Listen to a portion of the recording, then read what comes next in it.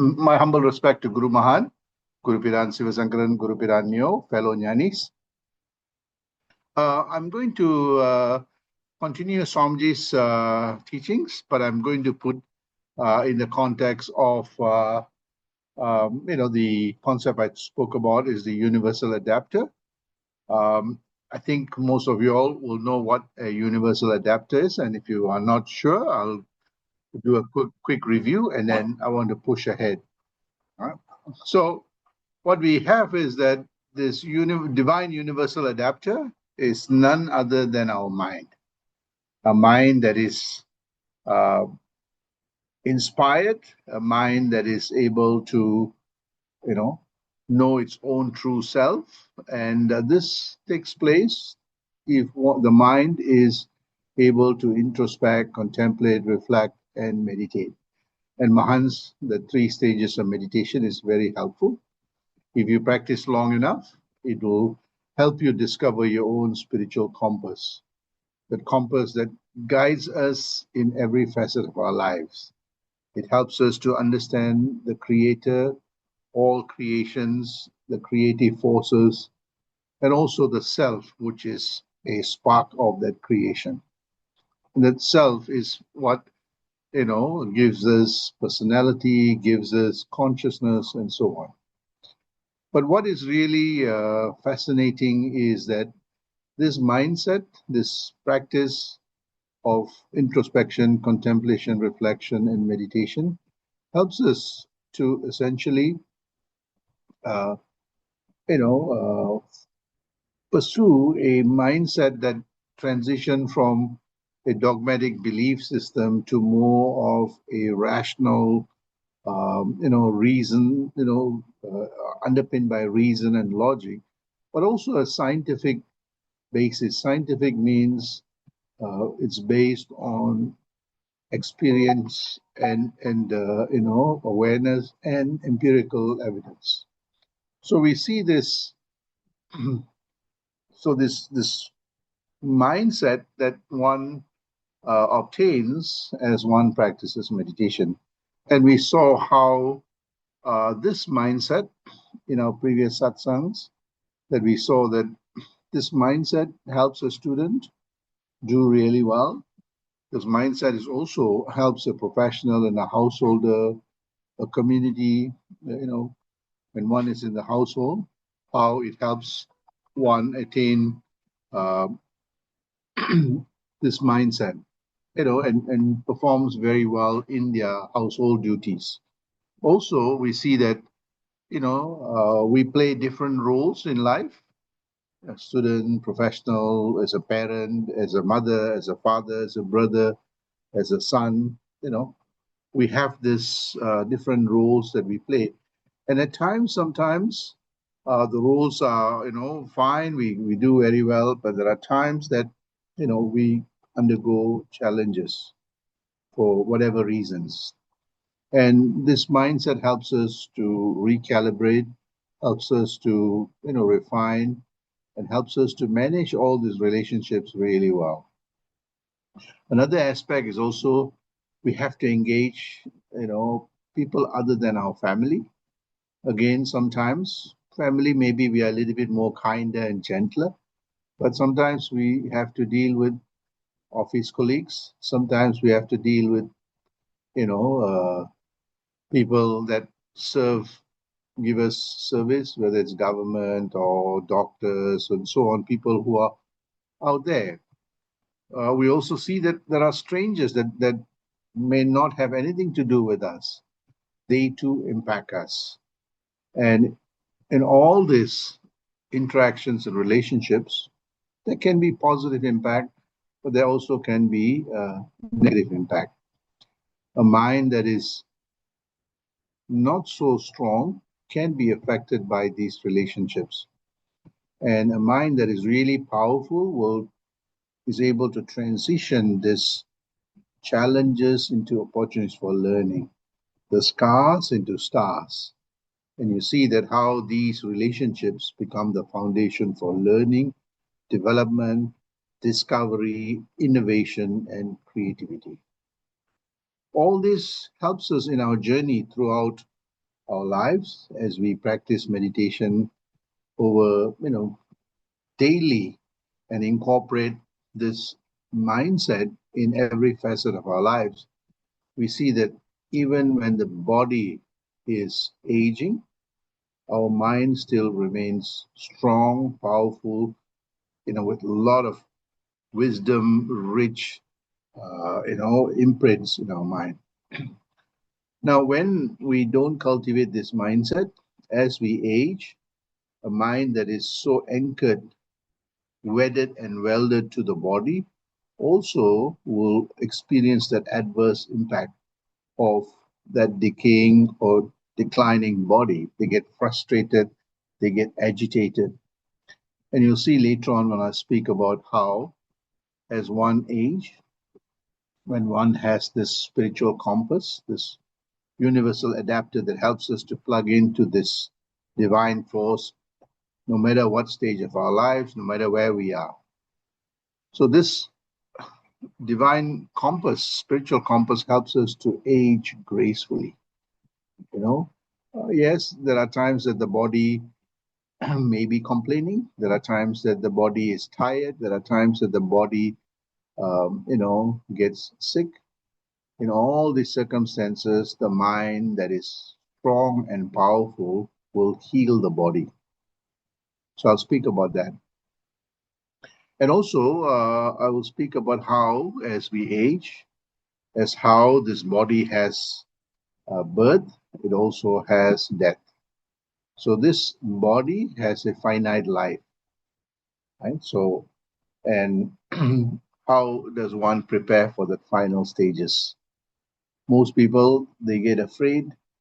They are not sure what the end is going to be, how the end is going to be, and people get agitated, worried.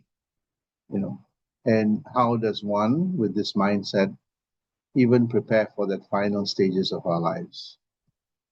Why this is really important is that if we know death of the body, we learn to live very well. So again, I'll come back to discussing this more intensively. So what I want to talk about is how do we have different professions, as a kid, as a son or a daughter, as a, father, mother. These are all lives and, roles that we play. And how do we, I like this term, how do we spiritualize our professional life, and how we professionalize spirituality? How do we make it as a way of life, right? So again, I spoke about this balance between our day-to-day activities and the balance between, so balancing our day-to-day activities, but staying balanced with nature and the divinity. So I spoke about in the previous satsang how one can pursue this soul enriching mindset. So this Mahan's meditation helps us connect with our own, spiritual self or the soul, which is spiritual in its nature. It sustains that mind. I spoke about how this knowledge is what we call dharmic knowledge. Dharmic knowledge means the knowledge that helps us to sustain, no matter what the situations and circumstances. Powerful, it's resilient, it's agile. So this spiritual compass helps the mind to achieve that sustainable mindset.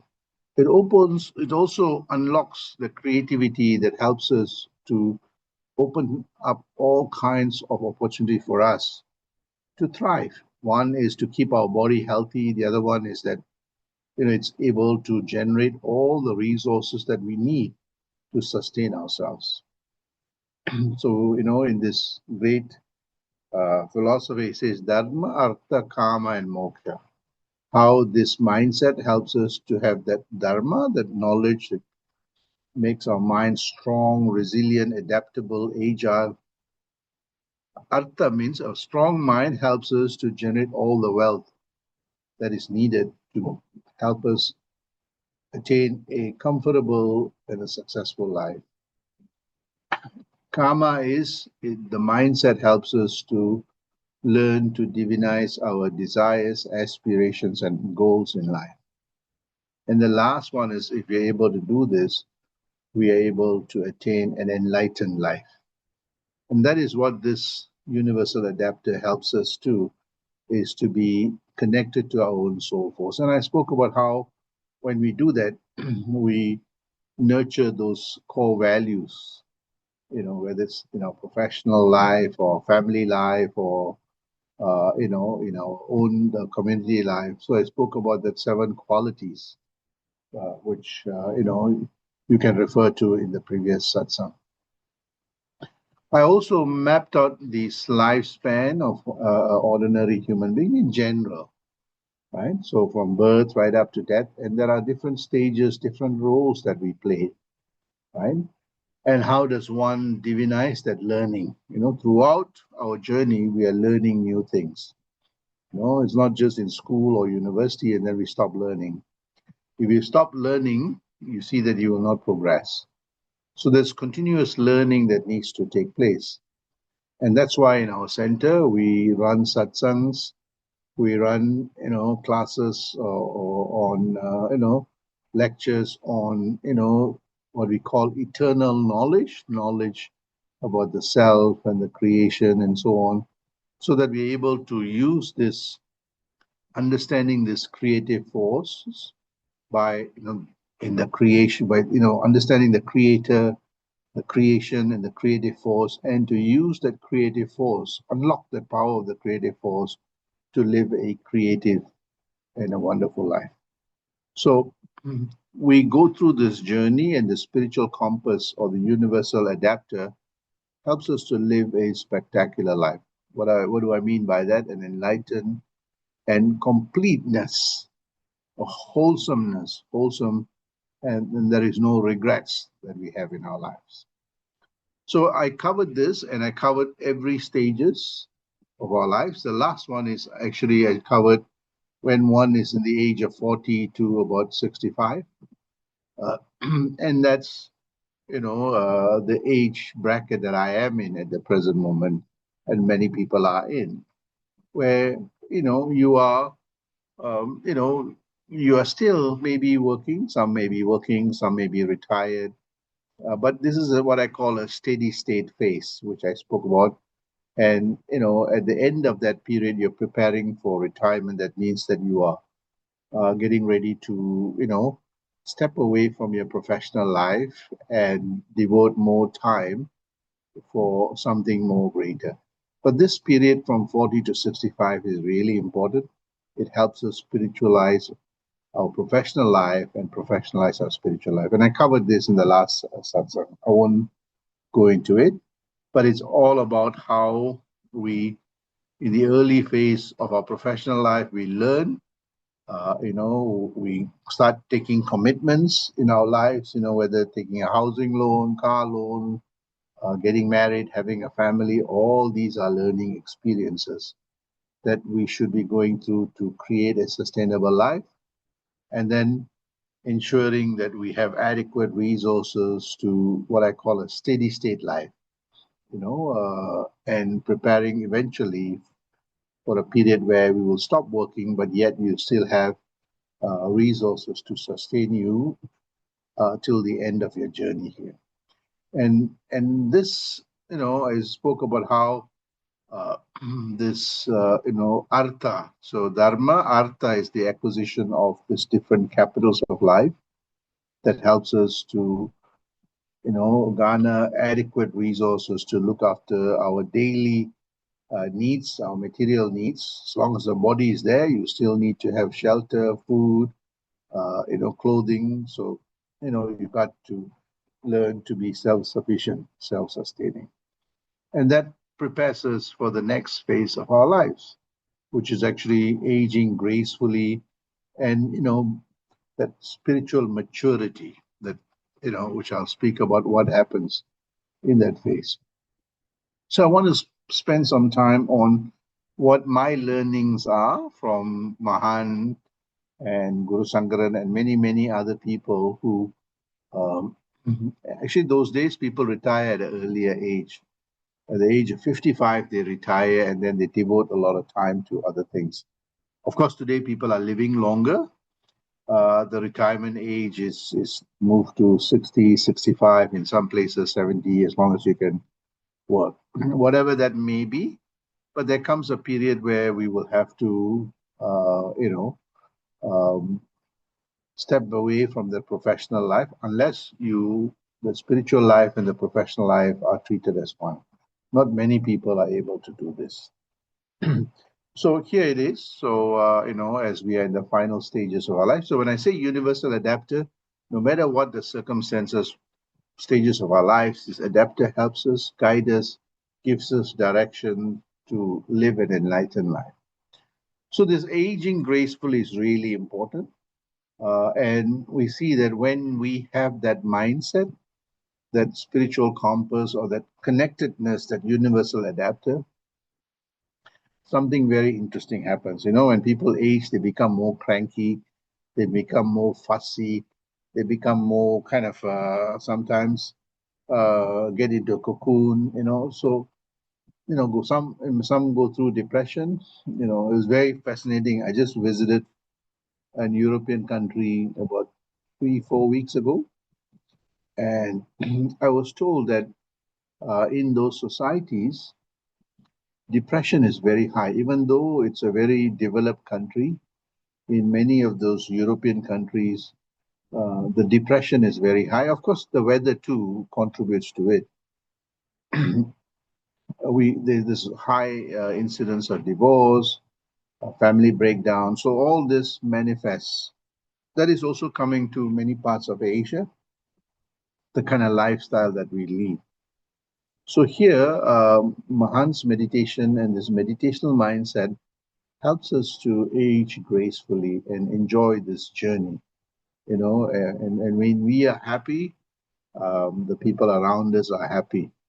So again, how do we, when I say retirement, means stepping away from our professional life and stepping into that spiritual realm and the realm of service to society, giving back.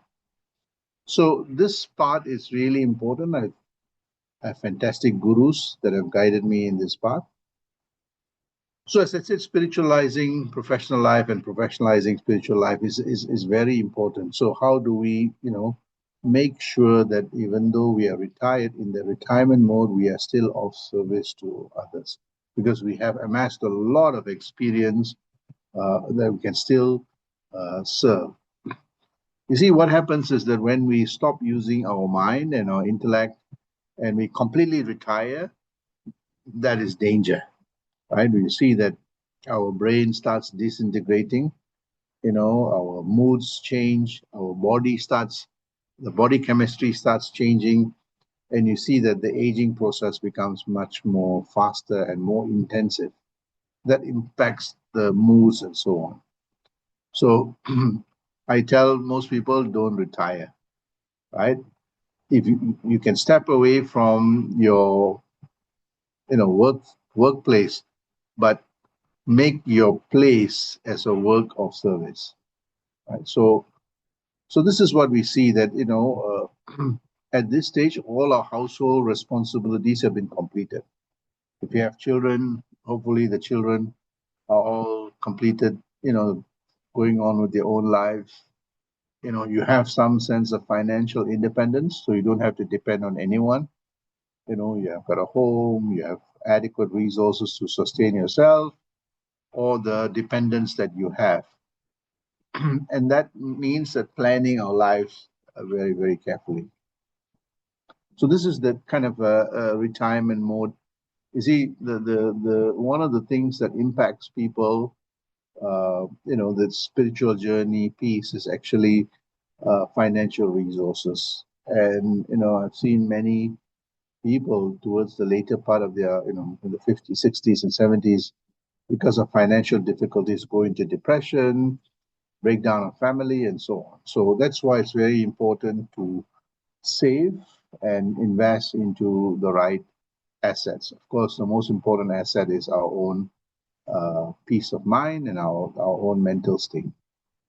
So as we mature, so this change in our lifestyle is really important, you know. And as I said, we may stop working in a particular place, but we don't stop working to discover and learn. That's the difference, right? And we see most people, once they stop working, they just vegetate. There's no more reading, there's no more using the brain, there's no more exploring, and that is trouble, right? So go enroll in a yoga class, go enroll in a ballet, or go enroll in something that keeps you active. Even if you don't practice meditation, at least keep yourself active, and the neurons firing away. So that financial independence, though you finish all your responsibility, should enable you to do much more deeper things. More time for introspection, going for satsangs, going to listen to people, going to a library, reading books, helps you, and then contemplate, using your brain regularly and starting to reflect. So these three important things are very important. I have a very interesting person who is my father's peer, same age as my father. He's probably about 90 years old, and he's a chemical engineer, and he has his PhD from Manchester.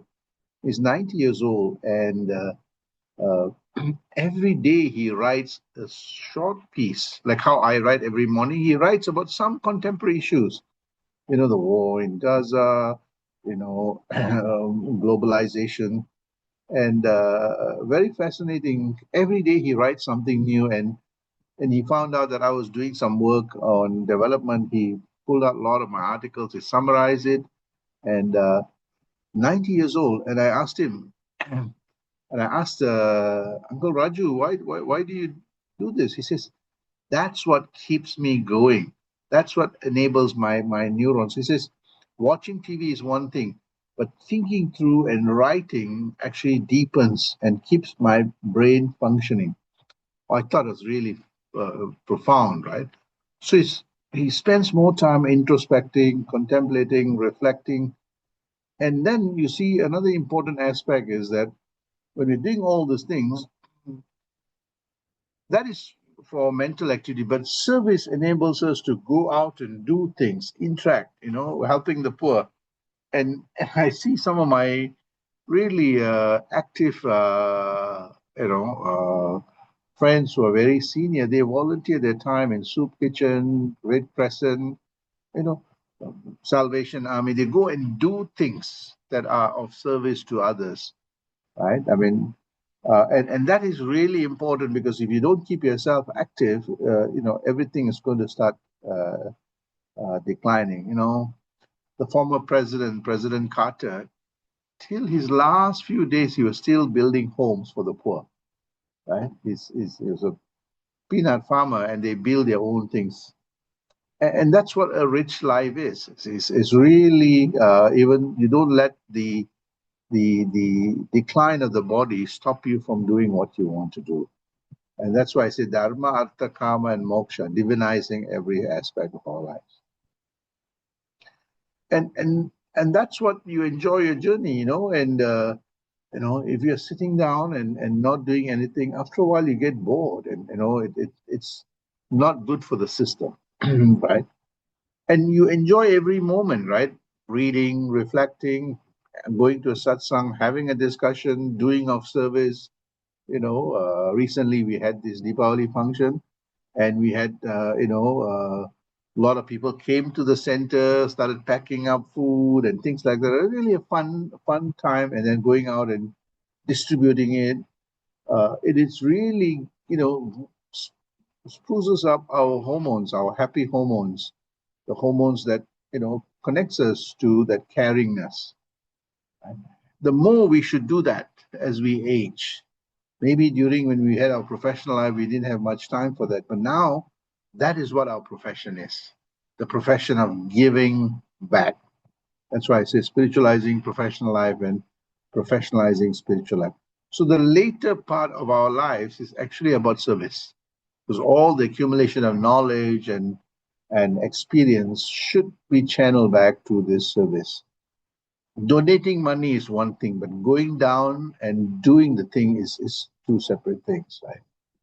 And it's very fascinating. We've been doing this for many years, and some of my senior gurus, and bring them on, and we started distributing, and we see some of the poor come up and put their hands together, and they say, uh, like God, you all have come and given us some things that we were struggling to get, and tears in their eyes, and I saw the emotional state of our gurus. They too were moved. And when that move happens, you see that something shifts in us. That that creator, that creative force, the divinity in us starts emanating. So the more time we have, the more our lives should be veered around service, helping NGOs, helping spiritual organizations to do things better for the greater good of society. And that's what we see, that we enjoy every moment of our lives. When we go out and help other people, we realize how, even though we may have challenges and problems, how lucky we are to have the things that we have and blessed that we have. So being blessed means, we have to be thankful and have that gratitude to be able to give back. So this is what we see, that, we, enjoy life. We enjoy our own life. We see value and meaning in our life. There's no regrets. Yes, things that we could not do before, we do it, right? Things that we have wronged people, other people, go and ask for forgiveness, and say, okay, well, I made a mistake, and you see that slowly the knots in our mind starts dropping off, and you see that you feel peaceful, you feel light, you see that the sense of connectivity, that universal adapter, becomes more and more profound. And you see that over time, we attain a very amazing, wonderful, enlightened life as we age through this journey. So there's no regrets. We fix all the things that, we did not have time to do. So this retirement should be the time period that everything that you could not do during your professional life because you're so busy with family, you're busy with your job, now you start accomplishing it. Want to travel? Go travel. Want to see a place? Go see the place, right? You want to read a book? Go and do it, right? So you want to watch movies in a row? Do it, right? So I think, this is what a spiritual life for me is, as I see Guru Piran Sivasankaran Mahan. Spiritual life does not mean that you have to have a recluse life, run away from everybody. And no, you actually have that amazing mindset to be connected to everything and enjoy the vibrancy, enjoy the tapestry of life in the best possible way without harming yourself and harming others. And this is what that great teaching of this Mahan showed me. I want to close with something, that is very important and close to me. Some people say, well, can I attain divinity? It's only through meditation or prayers or through service. Uh, there are many paths to attaining the divinity. And here is a path that I have chosen through this practice. And this is what I wrote. There are many paths to the divine. Right? One can meditate, one can pray, one can do everything. But if we don't nurture a divine mind, graceful thought, If we are not kind to people, there is no way we will discover the divinity. No matter which temple you go to, or which place of worship you go, or how much you meditate, we will not see the divinity. So, one of the things I learned from my father and Mahan is that no matter what you do, all that is great, but you only discover the divinity if we nurture divine thoughts, divine and graceful thoughts.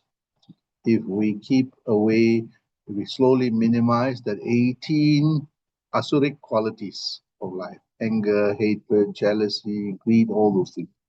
When that is gone, the divine qualities will emanate naturally because that's our natural state. It's been masked by all this, asuric qualities. This is the first thing that I learned. The second thing is that when the mind is divine, you see that our speech becomes divine and inspiration. If we want to know how close we are to divinity, watch what comes out of your mouth. If it is harsh, if it's critical, you have a lot of work to do. So, divine and inspirational speech is also the path to the divinity. And the last one is divine and uplifting actions. Never harm anyone. Never say things that are hurtful. Never do things that are hurtful. And this is what I learned from my gurus. One can do all the spiritual practices, including Mahan's meditation, meditating for hours after hours, but divinity will never reveal its true splendor until and unless we nurture divine thoughts, we cultivate divine speech, that means inspirational speech, you know, positive speech, and doing divine uplifting things. People may be down, you lift up people, right? This is what I learned that universal adapter shows us. When we are connected to the divinity, our thoughts become divine. When our thoughts are divine, our speech is divine, and our actions become divine. No matter how difficult a circumstance, you're able to diffuse those, troubling and conflicting situations and circumstances, and you land it onto the divinity in a calm and peaceful. And this is what we see, that if one takes this path, divinity will have no choice but to reveal it from yourself. Whatever you practice, prayers, meditation you do, it'll work for you. It'll show you that path. So the most important thing I learned from my masters is about cultivating divine thoughts, speech, and actions. Sandosha.